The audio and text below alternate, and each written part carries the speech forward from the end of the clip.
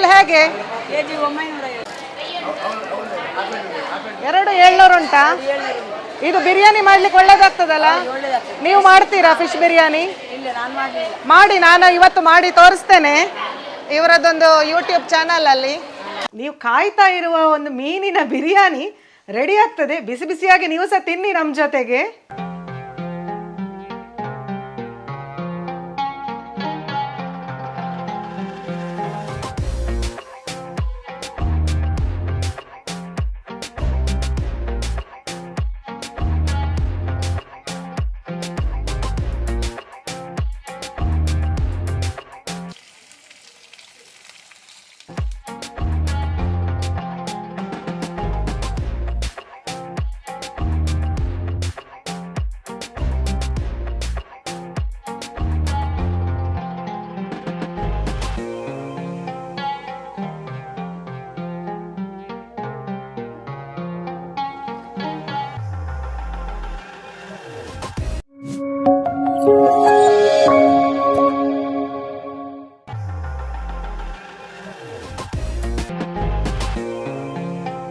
Madam ನಮಸ್ತೆ. ನಮಸ್ತೆ. Thank you. ನಿಮ್ಮ ಮನೆಗೆ ನಮ್ಮನ್ನು ಇನ್ವೈಟ್ ಮಾಡಿರೋದಕ್ಕೆ ಬೇಕಾಗಿ ಸುಮಾರು 150-160 ಕಿಲೋಮೀಟರಿಂದ ದೂರದಿಂದ ಬಂದ್ವಿ. ಅಂದರೆ ನಿಮ್ಮ ಈ ಒಂದು ಉತ್ಸಾಹಕ್ಕೆ ನಾವು ಕೂಡ ನಮ್ಮ ತಂಡದ ಪರವಾಗಿ ಮತ್ತು ಎಲ್ಲ ವೀಕ್ಷಕರ ಪರವಾಗಿ ಮೊದಲನೇದಾಗಿ ನಿಮಗೆ ಧನ್ಯವಾದವನ್ನು ಸಲ್ಲಿಸ್ತಾ ಇದ್ದೀನಿ. ಬೇರೆ ಬೇರೆ ವಾಹಿನಿಗಳಲ್ಲೂ ಕೂಡ ನಿಮ್ಮ ಒಂದು ಕೈಚಳಕವನ್ನು ತೋರಿಸಿದ್ದೀರಾ. ಸೊ ಎಷ್ಟು ವರ್ಷದ ಅನುಭವ ಅಂತ ಹೇಳಿದ್ರೆ ಸಣ್ಣ ಸಣ್ಣ ರೆಸಿಪೀಸ್ಗಳನ್ನೆಲ್ಲ ಮಾಡ್ತಾ ಇದ್ದೆ. ಲಾಕ್ಡೌನ್ ಪ್ರಾರಂಭವಾದ ನಂತರ ಮನೆಯಲ್ಲೆಲ್ಲ ಮಕ್ಕಳು ಇರ್ತಾ ಇದ್ರು. ಸೊ ಹೊರಗಿನಿಂದ ತರುವಂತಹ ಪರಿಸ್ಥಿತಿ ಇರ್ಲಿಲ್ಲ. ಆಗ ಏನು ಬೆಳಗ್ಗೆ ಬೇಗ ಅಂಗಡಿ ಓಪನ್ ಇರುವ ಟೈಮಲ್ಲಿ ಇಂಗ್ರೀಡಿಯೆಂಟ್ಸ್ ಗಳನ್ನ ತಂದು ಒಳ್ಳೊಳ್ಳೆ ರೆಸಿಪೀಸ್ ಗಳನ್ನ ಮಾಡ್ತಾ ಇದ್ದೆ. ಆಗ ನನ್ನ ಒಂದು ಹತ್ತಿರದ ಮನೆಯ ಮಕ್ಕಳೆಲ್ಲ ಹೇಳ್ತಾ ಇದ್ರು, ಆಂಟಿ ನೀವು ಯಾಕೆ ಒಂದು ಯೂಟ್ಯೂಬ್ ಚಾನಲ್ ಅನ್ನ ಸ್ಟಾರ್ಟ್ ಮಾಡಬಾರ್ದು ಅಂತ. ಸೊ ಅವರ ಇನ್ಸ್ಪಿರೇಷನ್ ಇಂದ ನಾನು ಇವತ್ತೊಂದು ಯೂಟ್ಯೂಬ್ ಚಾನಲ್ ಝೀರೋದಿಂದ ಸ್ಟಾರ್ಟ್ ಮಾಡಿದ್ದು ಈಗ ಸ್ವಲ್ಪ ಸಪೋರ್ಟ್ ಇಂದ ಗ್ರೋತ್ ಅಲ್ಲಿ ಇದೆ. ಓಕೆ, ಇವಾಗ ಯಾವ ಯೂಟ್ಯೂಬ್ ಚಾನೆಲ್ ಅಂತ ನಾನು ಹೇಳೋ ಬದಲು ನೀವೇ ಹೇಳಿದ್ರೆ ಒಳ್ಳೇದಿರುತ್ತೆ. ನೋಡ್ತಿರುವಂತ ವೀಕ್ಷಕರು ಡೈರೆಕ್ಟ್ ಆಗಿ ಹೋಗಿ ಅವರ ಯೂಟ್ಯೂಬ್ ಚಾನಲ್ ನ ಸಬ್ಸ್ಕ್ರೈಬ್ ಮಾಡ್ಕೊಳ್ಬೇಕು ಅಂತ ಇವಾಗಲೇ ನಾನು ಕೇಳ್ತಿರೋದು. ಮೇಡಮ್ ಕರೆಕ್ಟ್ ಆಗಿ ನಿಮ್ಮ ಹೆಸರು ಏನಿದೆ ಯೂಟ್ಯೂಬ್ ಅಲ್ಲಿ ಅಂತ ಹೇಳ್ಬೇಡಿ. ಬಲ್ಲಾಲ್ಸ್ ಕ್ಯಾಬೂಸ್ ಅಂತ ಹೆಸರಿದೆ. ಓಕೆ, ವೆಜ್ ಅಲ್ಲಿ ಸ್ಪೆಷಲಿಸ್ಟ್, ನಾನ್ ವೆಜ್ ಅಲ್ಲಿ ಸ್ಪೆಷಲಿಸ್ಟ್ ಅಂತ ಎರಡೂ ತರದ ರೆಸಿಪೀಸ್ ಗಳನ್ನ ಮಾಡ್ತೇನೆ. ಯಾಕಂದ್ರೆ ಮಕ್ಕಳಿಗೆ ಕೆಲವೊಂದು ಇಷ್ಟ ಆಗಿರ್ತದೆ, ಯಜಮಾನರಿಗೆ ಕೆಲವೊಂದು ಇಷ್ಟ ಆಗಿರ್ತದೆ, ಮತ್ತೆ ನಮ್ಮ ಇಷ್ಟಾರ್ಥಗಳನ್ನು ನಾವು ಸ್ವಲ್ಪ ನೋಡ್ಕೊಳ್ಬೇಕಾಗ್ತದೆ. ಹಾಗೆ ಎಲ್ಲ ವಿಧದ ರೆಸಿಪೀಸ್ ಗಳನ್ನ ಟ್ರೈ ಮಾಡ್ತಾ ಇರ್ತೇನೆ. ಓಕೆ ಮೇಡಮ್, ಇವತ್ತು ನಿಮ್ಮ ಕೈ ರುಚಿ ನಾವು ಒಂದು ರುಚಿಯನ್ನ ನೋಡಬೇಕು, ಜೊತೆಗೆ ಆ ಒಂದು ಸ್ಪೆಷಲ್ ಆಗಿರ್ತಕ್ಕಂಥ ಕೈ ರುಚಿಯನ್ನು ನಮ್ಮ ವೀಕ್ಷಕರಿಗೆ ತೋರಿಸಬೇಕು ಅಂತ ಹೇಳೋ ಕಾರಣಕ್ಕೆ ಬೇಕಾಗಿನೇ ಇಲ್ಲಿ ಬಂದಿರೋದು. ನಾವು ಯಾವ ಒಂದು ಹೊಸ ಅಡುಗೆಯನ್ನ ಮಾಡಿ ನಮಗೆ ತೋರಿಸ್ತೀರಾ, ಜೊತೆಗೆ ವೀಕ್ಷಕರಿಗೆ ಕಲಿಸ್ಕೊಡ್ತೀರಾ ಅಂತ. ನಮ್ಮದೊಂದು ಕರಾವಳಿ ಪ್ರದೇಶ ಆಗಿರೋದ್ರಿಂದ ಮೀನುಗಾರಿಕೆ ತುಂಬಾನೇ ಇಂಪಾರ್ಟೆಂಟ್ ಇಲ್ಲಿ. ಸೊ ಆ ಮೀನನ್ನ ಉಪಯೋಗಿಸ್ಕೊಂಡು ಇವತ್ತು ಬಿರಿಯಾನಿ ಮಾಡುವ ಅಂತ ಅಂಜಲ್ ಪೋಟ್ಲಿ ಬಿರಿಯಾನಿ ಅಂತ ಹೇಳುವ ಒಂದು ಸ್ಪೆಷಲ್ ರೆಸಿಪೀಸ್ ಅನ್ನ ನಾನು ವೀಕ್ಷಕರ ಜೊತೆ ಶೇರ್ ಮಾಡ್ಕೊಳ್ಬೇಕು. ಓಕೆ, ಹೊಸತನದ ಒಂದು ಅಡುಗೆ ಅಂದ್ರೆ ಉಡುಪಿಗೆ ಬಂದಾಗ ನಾವು ಮೀನನ್ನ ಟ್ರೈ ಮಾಡ್ತಿದ್ರೆ ತುಂಬಾ ಬೇಜಾರನೆ ಆಗ್ಬೋದು. ಅದಕ್ಕೆ ಬೇಕಾಗಿ ಇವತ್ತು ನೀವು ಮಾಡಿಕೊಡೋದು ಅಂಜಲ್ ಪೋಟ್ಲಿ ಬಿರಿಯಾನಿ ಅಂತ ಹೇಳುವಂತ ರೆಸಿಪಿ ಸ್ಪೆಷಲ್ ಆಗಿದೆ. ಖಂಡಿತವಾಗ್ಲೂ ಈ ರೆಸಿಪಿಯನ್ನ ಮಾಡೋದಕ್ಕಿಂತ ಮೊದಲು ಮೇಡಮ್ ನಿಮ್ಮ ಫ್ಯಾಮಿಲಿ ಪರಿಚಯನ ಒಂದ್ಸಲ ನೀವು ಮಾಡಿಕೊಡ್ಬೇಕು. ಓಕೆ, ಈಗ ನಮ್ಮ ಅಶ್ವಿನಿ ಮೇಡಮ್ ಅವರ ಫ್ಯಾಮಿಲಿ ಪರಿಚಯ ಹೇಗಿದೆ? ಫ್ಯಾಮಿಲಿ ಅಂದ್ರೆ ಇವರು ನಮ್ಮ ಯಜಮಾನರು, ಇವರು ಬಿಸ್ನೆಸ್ ಮ್ಯಾನ್, ಇವಳು ನನ್ನ ಮಗಳು ಇಂಜಿನಿಯರಿಂಗ್ ಮಾಡ್ತಾ ಇದ್ದಾಳೆ ನಿಟ್ಟೆಯಲ್ಲಿ. ನಾನು ಅಭಿಕಾರ್ ಶೆಟ್ಟಿ, ನಾನು 7ನೇ ಕ್ಲಾಸಲ್ಲಿ ಲಿಟಲ್ ರಾಕ್ ಇಂಡಿಯನ್ ಸ್ಕೂಲಲ್ಲಿ ಓದುತ್ತಿದ್ದೇನೆ. ನನಗೆ ಚಿಕ್ಕ ಚಿಕ್ಕ ಮೀನುಗಳನ್ನು ಸಾಕುವುದು ಎಂದರೆ ಇಷ್ಟ. ಮತ್ತೆ ನಾನು ಯಾವಾಗ ಸಹ ಅಮ್ಮನನ್ನು ಸಪೋರ್ಟ್ ಮಾಡ್ತೇನೆ. ಹೌದು, ನಾನು ಏನು ರೆಸಿಪಿ ಮಾಡಿದ್ರು ಅಮ್ಮ ಸೂಪರ್ ಅಂತ ಹೇಳ್ತಾನೆ. ಒಂದೊಂದಿನ ಅಮ್ಮ ಫ್ಯಾಂಟಾಸ್ಟಿಕ್ ಹೇಳ್ತಾನೆ. ಇದೆಲ್ಲ ಅವನದು ಕಮೆಂಟ್ಸ್ ಇರ್ತದೆ. So he is a great inspiration to me. ಅಂಜಲ್ ಪೋಟ್ಲಿ ಬಿರಿಯಾನಿ ಮಾಡಲಿಕ್ಕೆ ಬೇಕಿರುವಂತಹ ಮೀನನ್ನ ನಾವು ಇವತ್ತು ಉಡುಪಿ ಮಾರ್ಕೆಟಿಗೆ ಹೋಗಿ ಫ್ರೆಶ್ ಆಗಿ ತೆಗೆದುಕೊಂಡು ಬರುವ. ಬನ್ನಿ. ಓಕೆ, ನಾವು ಅವಾಗ್ಲೇ ಹೇಳಿರುವಂತೆ ಇವಾಗ ಮಾರ್ಕೆಟ್ಗೆ ಹೋಗ್ತಾ ಇದೀವಿ ಉಡುಪಿಯಲ್ಲಿ. ಮೇಡಮ್ ಮಾರ್ಕೆಟ್ ಹೆಸರು ಯಾವ್ದು? Udupi fish market. Okay, Udupi fish market ಅಂತ. ಇದು ದೊಡ್ಡ ಮಾರ್ಕೆಟ್ ಇದು. ಓಕೆ, ದೊಡ್ಡ ಮಾರ್ಕೆಟ್ಗೆ ಹೋಗ್ತಾ ಇದೀವಿ. ಬಟ್ ಇವತ್ತಿನ ನಮ್ಮ ಒಂದು ಕಾರ್ಯಕ್ರಮ ಅಂದ್ರೆ ನಿಮ್ಮ ಕೈ ರುಚಿ ಎಷ್ಟು ನ್ಯಾಚುರಲ್ ಆಗಿ ಅಂದ್ರೆ ನಾವು ಡೈರೆಕ್ಟ್ ಆಗಿ ಹೋಗಿ ಮಾರ್ಕೆಟ್ ಇಂದಲೇ ಮೀನನ್ನು ಪರ್ಚೇಸ್ ಮಾಡ್ಕೊಂಡು ಬಂದು ಮೇಡಮ್ ಅವಾಗ್ಲೇ ಇಂಟ್ರೊಡ್ಯೂಸ್ ಕೊಟ್ಟಾಗೆ ಇವತ್ತು ನಾವು ಇದು ಅಂಜಲ್ ಅಲ್ವಾ ಮೇಡಮ್? ಓಕೆ, ಅಂಜಲ್ ತಕೊಂಡ್ ಬಂದು ಇವಾಗ ಡೈರೆಕ್ಟ್ ಆಗಿ ಒಂದು ಸ್ಪೆಷಲ್ ಆಗಿರುವಂತಹ ಐಟಮ್ ಅನ್ನ ಮಾಡಿ ಕೊಡ್ಲಿಕ್ಕಿದ್ದಾರೆ. ಉಡುಪಿಯ ಮಾರ್ಕೆಟ್ಗೆ ಹೋಗಿ ಫ್ರೆಶ್ ಆಗಿ ಮೀನು ತರುವ ಅಂತ ಹೇಳಿದೆ. ನಮಗೆ ಬೇಕಾಗಿರುವ ಮೀನನ್ನ ಫ್ರೆಶ್ ಆಗಿ ಇಲ್ಲಿ ಆಯ್ದು ತೆಗೆದುಕೊಂಡು ಹೋಗುವ.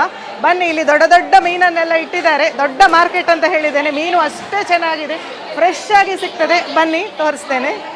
ಅಂಜಲ್ ಹೇಗೆ? ಕೆಜಿ 950. ಎರಡು 700 ಉಂಟಾ?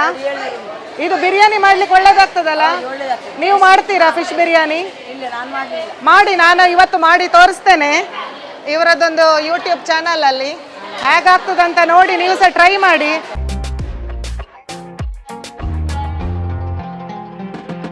ಇಲ್ಲಿ ಮೀನನ್ನು ಕ್ಲೀನ್ ಮಾಡ್ತಾ ಇದ್ದಾರೆ. ನಮ್ಗೆ ಅಂದ್ರೆ ಬಿರಿಯಾನಿಗೆ ಸ್ಲೈಸ್ ಬೇಕು, ಹಾಗಾಗಿ ಸಣ್ಣ ಸಣ್ಣ ಪೀಸ್ಗಳನ್ನಾಗಿ ಅವರು ಮಾಡ್ತಾ ಇದ್ದಾರೆ.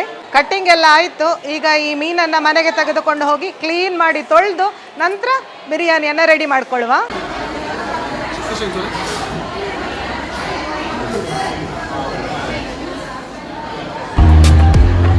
ಎಲ್ಲ ಐಟಮ್ಸ್ಗಳು ರೆಡಿ ಆಗಿದೆ. ಮಾರ್ಕೆಟಿಂದ ತಂದಿರುವಂತಹ ಮೀನು ಕೂಡ ಕ್ಲಿಯರ್ ಆಗಿದೆ.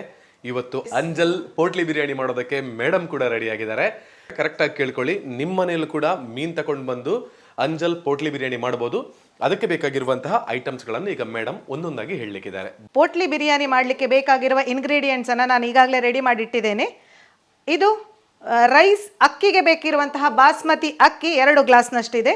ಕಾಯಿ ಮೆಣಸು 10 ರಿಂದ 15, ಕೊತ್ತಂಬರಿ ಸೊಪ್ಪು 7 ರಿಂದ 8 ಈರುಳ್ಳಿಯನ್ನು ಸಣ್ಣಗೆ ಹೆಚ್ಚಿ ಇಟ್ಕೊಂಡಿದ್ದೇನೆ. ಟೊಮೆಟೊ ಹಣ್ಣು, ಕರಿಬೇವು 1 ಬೌಲ್ನಷ್ಟಿದೆ. ಚಕ್ಕೆ ಲವಂಗ, ಉದ್ದಕ್ಕೆ ಹೆಚ್ಚಿಟ್ಟಂತಹ ಈರುಳ್ಳಿ 4, ಒಣ ದ್ರಾಕ್ಷಿ 1 ಮುಷ್ಟಿಯಷ್ಟಿದೆ.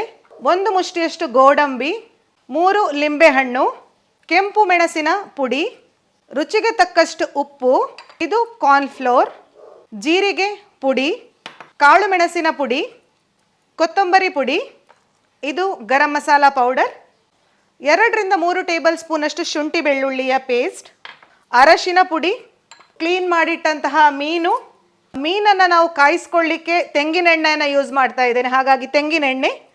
ಇದು ಕಲರ್ನ ಪೌಡರ್, ಇದು ಕಂಪ್ಲೀಟ್ಲಿ ಆಪ್ಷನಲ್, ಬೇಕಿದ್ರೆ ಮಾತ್ರ ಹಾಕಿಕೊಳ್ಳಿ, ಇಲ್ಲದಿದ್ದರೆ ಇದನ್ನು ಸ್ಕಿಪ್ ಮಾಡ್ಕೊಳ್ಬಹುದು.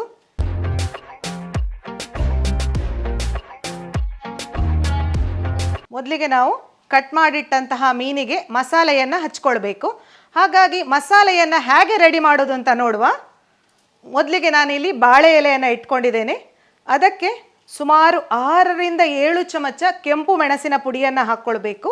ಇಲ್ಲಿ ನಾನು ಕಾಶ್ಮೀರಿ ಮೆಣಸಿನ ಪುಡಿಯನ್ನು ತಗೊಂಡಿದ್ದೇನೆ. ಯಾಕಂದರೆ ಕಾಶ್ಮೀರಿ ಮೆಣಸಿನ ಪುಡಿ ಇದೆಯಲ್ಲ, ಕಲರ್ ಚೆನ್ನಾಗಿ ಕೊಡ್ತದೆ ಮೀನಿನ ಒಂದು ಫ್ರೈಗೆ, ಹಾಗಾಗಿ ಅದನ್ನು ತಗೊಂಡಿದ್ದೇನೆ ನಾನು. ಸ್ವಲ್ಪ ಖಾರ ಕಡಿಮೆ ಇರ್ತದೆ ಅದು.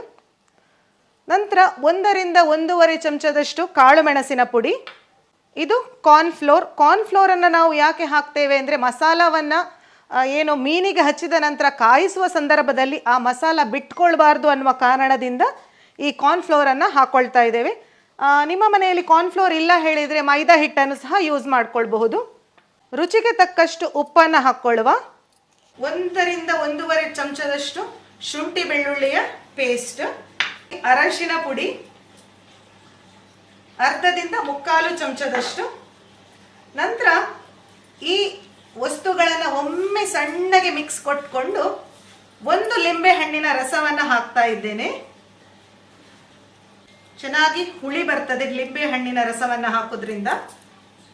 ಎಷ್ಟು ಬೇಕೋ ಅಷ್ಟು ನೀರನ್ನು ಹಾಕಿಕೊಳ್ತಾ ಕಲಿಸ್ಕೊಳ್ಬೇಕು. ಈಗ ಕ್ಲೀನ್ ಮಾಡಿಟ್ಟಂತಹ ಮೀನಿನ ಪೀಸಿಗೆ ಏನಿದೆ ಈ ಮಸಾಲವನ್ನು ಹಚ್ಕೊಳ್ಳುವ.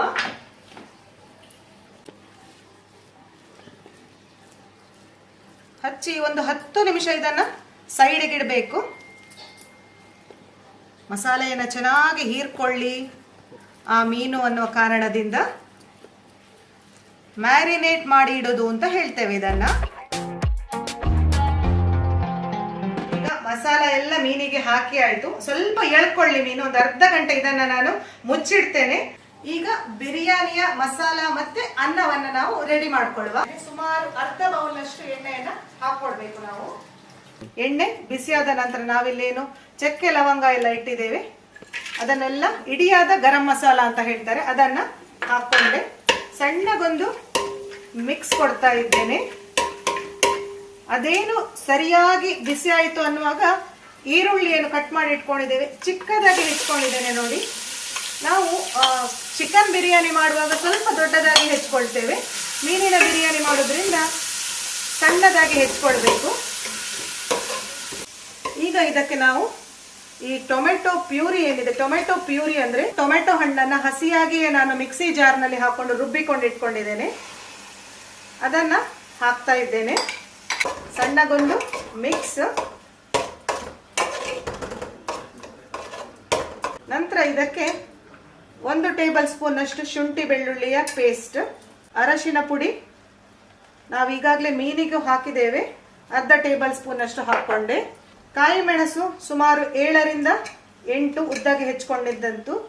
ಅಚ್ಚ ಖಾರದ ಪುಡಿ 2 ಟೇಬಲ್ ಸ್ಪೂನ್ ಅಷ್ಟು, 1 ಟೇಬಲ್ ಸ್ಪೂನ್ ಅಷ್ಟು ಕಾಳು ಮೆಣಸಿನ ಪುಡಿ, ಜೀರಿಗೆಯ ಪುಡಿ 1 ಚಮಚ, ಕೊತ್ತಂಬರಿ ಬೀಜದ ಪುಡಿ 1 ಚಮಚ, ರುಚಿಗೆ ತಕ್ಕಷ್ಟು ಉಪ್ಪು. ಎಲ್ಲವನ್ನ ಒಂದೇ ಬಾರಿಗೆ ಹಾಕೊಂಡು ನಾನು ಮಿಕ್ಸ್ ಮಾಡ್ತೇನೆ. ಮೀನಿಗೆ ಮಸಾಲ ಹಚ್ಚಿ ಉಳಿದಂತಹ ಮಸಾಲ ಇದೆ ಅಲ್ಲ, ಒಂದು 2 ರಿಂದ 3 ಟೇಬಲ್ ಸ್ಪೂನ್ ಉಳಿದಿದೆ, ಅದನ್ನು ಸಹ ಇದಕ್ಕೆ ಹಾಕ್ಕೊಳ್ತಾ ಇದ್ದೇನೆ. ಮಸಾಲ ರೆಡಿ ಆಗ್ತಾ ಇರಬೇಕಾದ್ರೆ ಅಡಿಗೆ ಮನೆ ತುಂಬ ಘಮ ಘಮ ಅಂತಿದೆ. 2 ರಿಂದ 3 ನಿಮಿಷ ಆದಮೇಲೆ ನಾನು 1 ಲಿಂಬೆ ಹಣ್ಣಿನ ರಸವನ್ನು ಸಹ ಹಾಕ್ಕೊಳ್ತಾ ಇದ್ದೇನೆ ಇದಕ್ಕೆ. ಟೊಮೆಟೊವನ್ನು ಹಾಕಿದ್ರಿಂದ ಲಿಂಬೆ ಹಣ್ಣಿನ ರಸ 1 ಲಿಂಬೆ ಹಣ್ಣಿನದು ಸಾಕು. ಅಂದರೆ ಸುಮಾರು ಈಗಿನ ಲಿಂಬೆ ಹಣ್ಣಿನಲ್ಲಿ ನೀರು ಚೆನ್ನಾಗಿರ್ತದೆ, 3 ರಿಂದ 4 ಟೇಬಲ್ ಸ್ಪೂನಷ್ಟು ರಸ ಇರ್ತದೆ. ಈ ಉಪ್ಪು ಹುಳಿ ಖಾರ ಎಲ್ಲ ಇದೇ ಟೈಮಲ್ಲಿ ನೋಡ್ಕೊಳ್ಬೇಕು, ಕಡಿಮೆ ಇದೆ ಅಂತ ಅನಿಸಿದರೆ ಸ್ವಲ್ಪ ಹಾಕ್ಕೊಳ್ಳಿ. ಅರ್ಧ ಲೋಟದಷ್ಟು ನೀರನ್ನು ಹಾಕ್ಕೊಂಡೆ. ಒಂದು ಸಾರಿ ಇದನ್ನು ಮಗ್ಚಿ ಇನ್ನೊಂದು ಗ್ಯಾಸ್ನಲ್ಲಿ ಇಟ್ಟು ಮೀನನ್ನು ಸಹ ಇದರೊಟ್ಟಿಗೆ ಕಾಯಿಸ್ಕೊಳ್ತೇನೆ. ಯಾಕಂದರೆ ಬಿರಿಯಾನಿ ಅಂತ ಹೇಳೋದು ತುಂಬ ಒಂದು ಟೈಮ್ ಕನ್ಸ್ಯೂಮ್ ಅಂತ ಹೇಳುವವರಿಗೆ ಪಟ್ ಅಂತ ಹೇಗೆ ಮಾಡ್ಬೋದು ಅಂತ ತೋರಿಸುವಂತಹ ಒಂದು ಪ್ರಯತ್ನ. ಸಣ್ಣ ಉರಿಯಲ್ಲಿ ಇಟ್ಟು ಇದನ್ನು ಒಂದು 10 ನಿಮಿಷ ಇದನ್ನು ಹೀಗೆ ನಾನು ಮುಚ್ಚಳವನ್ನು ಮುಚ್ಚಿ ಬೇಯಿಸ್ಕೊಳ್ತೇನೆ. ಮಸಾಲ ಹಚ್ಚಿದ ಮೀನನ್ನು ನಾವು ಕಾಯಿಸ್ಲಿಕ್ಕೂ ಸಹ ನಾನಿಲ್ಲಿ ತೆಂಗಿನ ಎಣ್ಣೆಯನ್ನೇ ಹಾಕ್ಕೊಳ್ತಾ ಇದ್ದೇನೆ. ಈಗ ಎಣ್ಣೆ ಬಿಸಿಯಾಗಿದೆ. 1-2 ಕರಿಬೇವಿನ ದಂಟನ್ನು ಇಟ್ಟುಕೊಂಡು ಈ ಮೀನನ್ನು ಹಾಕ್ಕೊಳ್ಳುವ. ಒಮ್ಮೆಗೆ ನಾನು 2 ಮೀನನ್ನು ಕಾಯಿಸ್ಕೊಳ್ತೇನೆ, ಬ್ಯಾಚ್ ವೈಸಲ್ಲಿ ಕಾಯಿಸ್ಕೊಳ್ಳುವ. ತೆಂಗಿನೆಣ್ಣೆಯಲ್ಲಿ ಮೀನು ಕಾಯಿಸುವಾಗ ಅದರದ್ದೇನು ಪರಿಮಳ ಇದೆ ತುಂಬಾ ಚೆನ್ನಾಗಿರ್ತದೆ.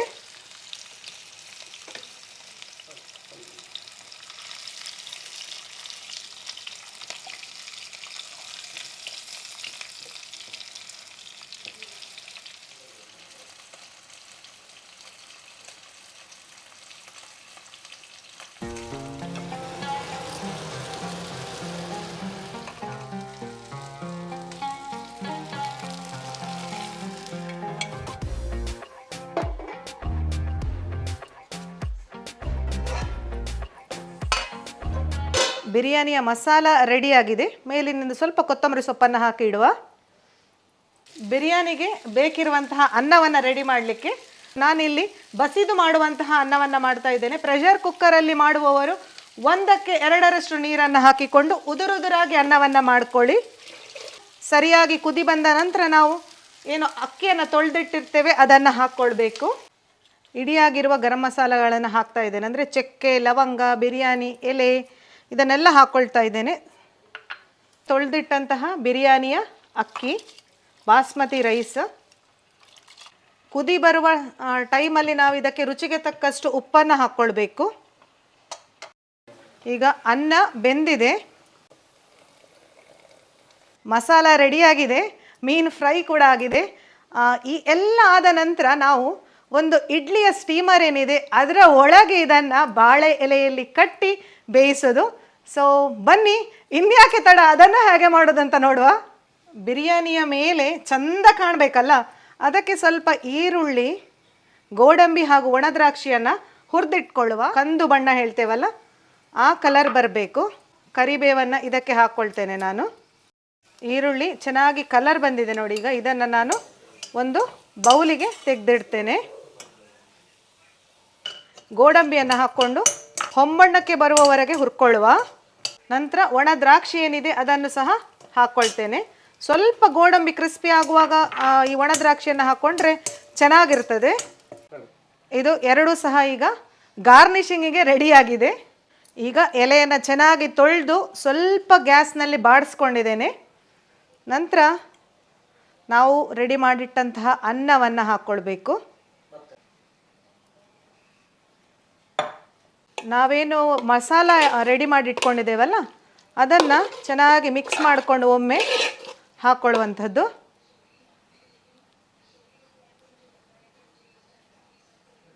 ಮೀನಿನ ಪೀಸನ್ನು ಇಡುವ. ನಂತರ ಮೇಲೆ ಸ್ವಲ್ಪ ಮಸಾಲವನ್ನು ಹರಡ್ಕೊಳ್ಬೇಕು. ನಿಮಗೆ ಬೇಕಿದ್ದಷ್ಟು ಹೆಚ್ಚು ಕಡಿಮೆ ಮಾಡಿಕೊಳ್ಬಹುದು. ನಂತರ ಸ್ವಲ್ಪ ಅನ್ನ,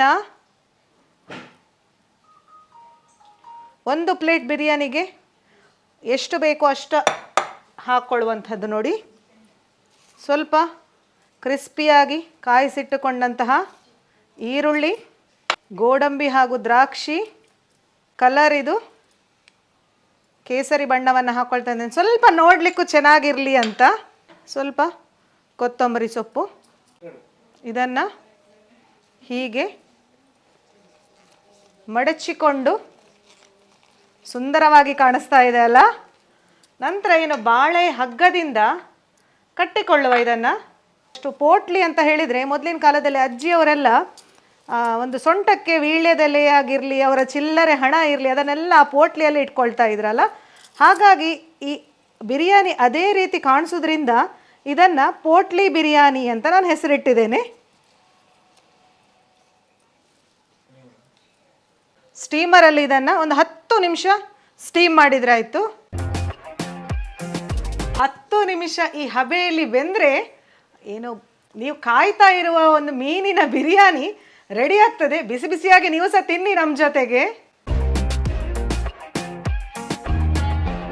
10 ನಿಮಿಷದ ನಂತರ ಈಗ ರೆಡಿಯಾಗಿದೆ. ಬಿಸಿ ಬಿಸಿಯಾಗಿದೆ. ಪೋಟ್ಲಿ ನೋಡಿ ಎಷ್ಟು ಚೆನ್ನಾಗಿದೆ ಅಂತ.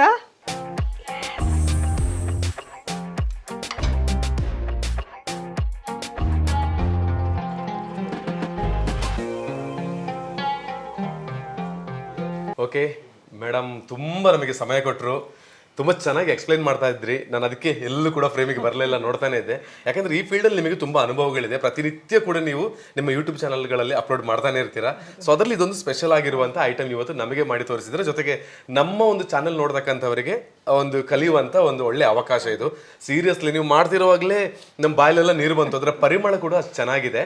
ಮೇಡಮ್, ನೀವು ಇವತ್ತು ಪ್ರತಿನಿತ್ಯ ನೀವು ಈ ಥರ ವಿಡಿಯೋ ಮಾಡಿಕೊಂಡು ಕುಕ್ ಮಾಡೋರು, ಇವತ್ತು ನಮ್ಮ ಜೊತೆಗೆ ಒಂದು ವಿಡಿಯೋ ಮಾಡಿ ಹೇಗೆ ಅನ್ನಿಸ್ತು ನಿಮಗೆ ಅಂತ? ತುಂಬಾ ಖುಷಿ ಆಗ್ತಾ ಇದೆ. ಯಾಕಂದ್ರೆ ನಾವು ಮಾಡಿ ನಾವು ತಿನ್ನೋದಕ್ಕಿಂತ ಇನ್ನೊಬ್ಬರಿಗೆ ತಿನ್ಸೋದ್ರಲ್ಲಿರುವ ಒಂದು ಮಜಾ ಇದೆ ಅಲ್ಲ, ಅದನ್ನ ವರ್ಣಿಸ್ಲಿಕ್ಕೆ ಸಾಧ್ಯ ಇಲ್ಲ. ನಿಮ್ಮ ಮನೆಯವರು ಕೂಡ, ನಿಮ್ಮ ಮಗ, ನಿಮ್ಮ ಮಗಳು, ನಿಮ್ಮ ಹಸ್ಬೆಂಡ್ ತುಂಬಾ ಸಪೋರ್ಟ್ ಕೊಟ್ಟರು. ನಿಜವಾಗ್ಲೂ ಅವರ ಸಪೋರ್ಟ್ ಇರೋದ್ರಿಂದ ನಾವು ಇವತ್ತು ಬಂದು ಶೂಟ್ ಮಾಡೋದಕ್ಕೆ ಸಾಧ್ಯ ಆಯಿತು. ಸೊ ಅವರಿಗೂ ಥ್ಯಾಂಕ್ ಯು ಸೋ ಮಚ್ ಹೇಳ್ತೀವಿ. ನಾವು ಬೇಡೋದಿಷ್ಟೇ, ಇವಾಗ ನೀವು ಊಟವನ್ನು ಕೊಡ್ಬೋದು ಅಥವಾ ನಾವೇನೋ ಒಂದು ವಿಡಿಯೋಗಳನ್ನು ಮಾಡ್ಬೋದು, ರೆಸಿಪಿಗಳನ್ನು ಮಾಡ್ಬೋದು. ಆದರೆ ದೇವರು ಒಳ್ಳೆಯ ಆರೋಗ್ಯ, ಆರೋಗ್ಯ ಭಾಗ್ಯ ನಿಮ್ಮ ಮನೆಯವರಿಗೆ, ನಿಮ್ಗೆ ಎಲ್ಲರಿಗೂ ಕೂಡ ಕೊಡಲಿ. ಅದು ಯಾವತ್ತೂ ಇಮ್ಮಡಿಗೊಳ್ಳಿ, ನಿಮ್ಮ ನಗು ಹೀಗೇನೆ ಇರಲಿ ಅಂತ ನಾವು ದೇವ್ರ ಜೊತೆ ಪ್ರಾರ್ಥನೆಯನ್ನು ಮಾಡಿಕೊಳ್ಳೋದು. ಸೊ ಕೃಷ್ಣನಗರಿ ಉಡುಪಿಯಲ್ಲಿ ಇವತ್ತು ನಾವಿರುವಂಥದ್ದು ಒಂದು ಅದ್ಭುತವಾದ ರೆಸಿಪಿಯನ್ನು ಮೇಡಮ್ ಇವತ್ತು ಮಾಡಿಕೊಟ್ಟಿದ್ದಾರೆ. ಅದಕ್ಕಿಂತ ಹೆಚ್ಚಾಗಿ ನಾನು ಪ್ರತಿನಿತ್ಯ ಹೇಳುವಾಗೆ ಅವ್ರ ಅಡುಗೆಗಳನ್ನು ಮಾಡಿಕೊಡೋದು ಇಂಪಾರ್ಟೆಂಟ್ ಅಲ್ಲ, ಅವರ ಒಂದು ತುಂಬಾ ವ್ಯಾಲ್ಯೂಯಬಲ್ ಟೈಮನ್ನು ನಮ್ಗೆ ಕೊಟ್ರಲ್ಲ, ಅದು ನಮಗೆ ತುಂಬಾ ಖುಷಿಯಾಗಿರೋದು. ಜೊತೆಗೆ ಮೇಡಮ್ ಬೇರೆ ಬೇರೆ ಸಾಮಾಜಿಕವಾಗಿ, ರಾಜಕೀಯವಾಗಿ ಕೂಡ ಗುರುತಿಸಿಕೊಂಡವರು. ದೊಡ್ಡ ಹುದ್ದೆಗಳು ನಿಮ್ಮನ್ನು ಅರಸಿ ಬರಲಿ, ನಾವು ನಂಬತಕ್ಕಂಥ ದೇವದೇವರುಗಳ ಆಶೀರ್ವಾದ ನಿಮ್ಮ ಮೇಲೆ ಇರಲಿ, ಇನ್ನು ದೊಡ್ಡ ಸ್ಟಾರ್ ಆಗಿ ನೀವು ಬೆಳಿಬೇಕು ಅಂತ ಹೇಳುವಂಥದ್ದು ನಮ್ಮ ಆಸೆ ಮೇಡಮ್. ಯಾಕಂದ್ರೆ ಇವತ್ತು ಬೆಳೆದಿದ್ದೀರಾ, ನೀವು ಬೆಳಿತಾನೆ ಇದ್ದೀರಾ, ಆದ್ರೂ ಕೂಡ ನಮ್ಮನ್ನು ಕರೆಸಿ ಇವತ್ತೊಂದು ಒಳ್ಳೆ ಫುಡ್ ಮಾಡಿ ಕೊಟ್ಟಿರೋದಕ್ಕೆ ನಿಮಗೆ ಧನ್ಯವಾದಗಳು. ಇವಾಗ ಟೇಸ್ಟ್ ನೋಡುವಂಥ ಟೈಮ್ ಮೇಡಮ್ ಅಲ್ವಾ? ವೀಕ್ಷಕರಿಗೆ ಎಲ್ಲ ರೀತಿ ಬಹಳ ಚೆನ್ನಾಗಿ ಇವರು ಎಕ್ಸ್ಪ್ಲೈನ್ ಮಾಡಿದ್ದಾರೆ. ಅರ್ಥ ಆಗದಿದ್ರೆ ಮತ್ತೊಮ್ಮೆ ವಿಡಿಯೋವನ್ನು ನೋಡಿ, ಶೇರ್ ಮಾಡಿ. ಜೊತೆಗೆ ಮೇಡಮ್ ಅವರ ಯೂಟ್ಯೂಬ್ ಚಾನಲ್ ಅನ್ನ ದಯವಿಟ್ಟು, ನನ್ನ ಚಾನಲ್ ಯಾರೆಲ್ಲ ಸಬ್ಸ್ಕ್ರೈಬರ್ ಇದ್ದೀರಾ ನೀವೆಲ್ಲ ಸಬ್ಸ್ಕ್ರೈಬ್ ಮಾಡಬೇಕು ಅಂತಲೇ ಕೇಳ್ಕೊಳ್ತಾ ಇರೋದು. ಮೇಡಮೇ ಮತ್ತೊಂದ್ಸಲ ಹೇಳ್ತಾರೆ ಯೂಟ್ಯೂಬ್ ಚಾನಲ್ ಹೆಸರೇನು ಅಂತ, ಒಂದ್ಸಲ ಹೇಳಿಬಿಡಿ ಮೇಡಮ್. ಬಲ್ಲಾಲ್ಸ್ ಕ್ಯಾಬೂಸ್. ಮತ್ತೆ ಇದರಲ್ಲಿ ನಾನು ಅಡುಗೆ ಅಲ್ಲದೆ ಲೈಫ್ ಸ್ಟೈಲ್, ಅಂದ್ರೆ ಎಲ್ಲಿಗೆಲ್ಲ ಹೋಗ್ಬೋದು, ನಾವು ಏನೆಲ್ಲ ವೆರೈಟೀಸ್ ಇದೆ, ನಮ್ಮ ಡ್ರೆಸ್ಸಿಂಗ್ ಸ್ಟೈಲ್ ಹೇಗಿರ್ಬೇಕು, ಹೇಗೆ ಯೌವನವನ್ನ ಕಾಪಾಡಿಕೊಳ್ಳೋದು, ಹೇಗೆ ಫಿಟ್ ಆಗಿರೋದು, ಇದರ ಬಗ್ಗೆ ಎಲ್ಲ ಟಿಪ್ಸ್ ಅನ್ನ ಕೊಡ್ತಾ ಇರ್ತೇನೆ. ಹಾಗೆ ಈ ಬಾಣಂತಿ ಮದ್ದಾಗಿರ್ಲಿ, ಹೆಣ್ಣು ಮಕ್ಕಳು ದೊಡ್ಡವರಾಗುವಾಗ ಕೊಡುವಂತಹ ಮದ್ದಾಗಿರ್ಲಿ, ಅದನ್ನೆಲ್ಲ ನಾನು ಒಂದು ಅಂದ್ರೆ ನಿಮ್ಮ ಒಂದು ಯೂಟ್ಯೂಬ್ ಚಾನಲ್ ಹೇಳ್ಕೊಡ್ತಾ ಇದ್ರಲ್ವಾ. ಸೊ ಇವರ ಒಂದು ಯೂಟ್ಯೂಬ್ ಲಿಂಕ್ ಕೂಡ ನಾನು ಡಿಸ್ಕ್ರಿಪ್ಷನ್ ಅಲ್ಲಿ ಹಾಕಿರ್ತೇನೆ, ದಯವಿಟ್ಟು ಚೆಕ್ ಮಾಡಿ, ಸಬ್ಸ್ಕ್ರೈಬ್ ಮಾಡಿ. ಜಾಸ್ತಿ ನಾವು ವ್ಯೂಸ್ ಅನ್ನು ಅವರು ಕೂಡ ಕೊಡೋಣ ಅಂತ ಹೇಳಿಕೊಳ್ತಾ ಇವಾಗ ಟೇಸ್ಟ್ ಮಾಡೋಂಥ ಟೈಮ್. ಟೇಸ್ಟ್ ಮಾಡೋಲ್ಲ ಮೇಡಮ್? ಖಂಡಿತ. ಓಕೆ ಬನ್ನಿ.